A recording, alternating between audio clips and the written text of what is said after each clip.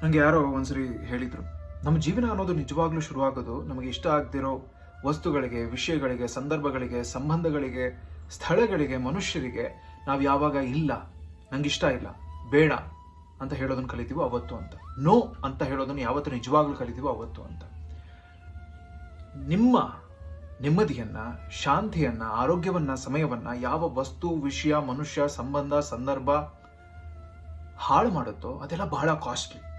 ಅಂತ ಕಾಸ್ಟ್ನ, ಅಂತ ಪ್ರೈಸ್ನ ನೀವು ಪೇ ಮಾಡಬೇಕು ಅಂತಿದ್ದೀರಾ, ಅದು ನಿಮಗೆ ಬಿಟ್ಟಿದ್ದು. ಅಂದ್ಕೊಳ್ಳೋಣ ನಿಮ್ಗೆ ಯಾರು ತುಂಬಾ ಇಷ್ಟ ಅಂತ.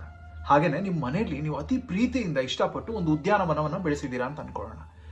ತುಂಬಾ ಒಳ್ಳೊಳ್ಳೆ ಸುಂದರವಾದ ಹೂಗಳಿವೆ. ಅದನ್ನ ನೋಡಬೇಕು ಅಂತ ಅವ್ರು ಬರ್ತಾರೆ, ಒಳಗಡೆ ಹೋಗ್ಬೇಕು ಅಂತ ಕೇಳ್ತಾರೆ, ಒಳಗಡೆ ಹೋಗ್ತಾರೆ. ಆದ್ರೆ ಹೂನ ಸುಮ್ಮನೆ ನೋಡ್ಕೊಂಡು ಬರೋ ಬದಲು ಅಲ್ಲಿ ಓಡಾಡೋಕೆ ಶುರು ಮಾಡ್ತಾರೆ, ಹೂಗಳನ್ನ ತುಳಿಯೋಕೆ ಶುರು ಮಾಡ್ತಾರೆ, ಹಾಳು ಮಾಡೋಕೆ ಶುರು ಮಾಡ್ತಾರೆ.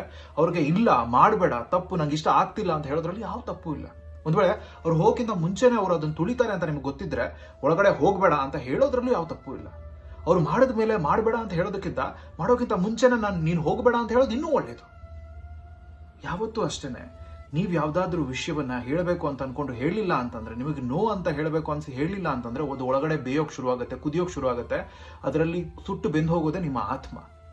ನೀವು ಯಾರಿಗಾದ್ರೂ ಎಸ್ ಅಂತ ಹೇಳೋಕ್ಕಿಂತ ಮುಂಚೆ ನಿಮಗೆ ನೀವು ನೋ ಅಂತ ಹೇಳ್ಕೊಳ್ತಿದ್ದೀರಾ, ಅದನ್ನ ಯೋಚನೆ ಮಾಡಿ, ಮೊದಲು ಯೋಚನೆ ಮಾಡಿ.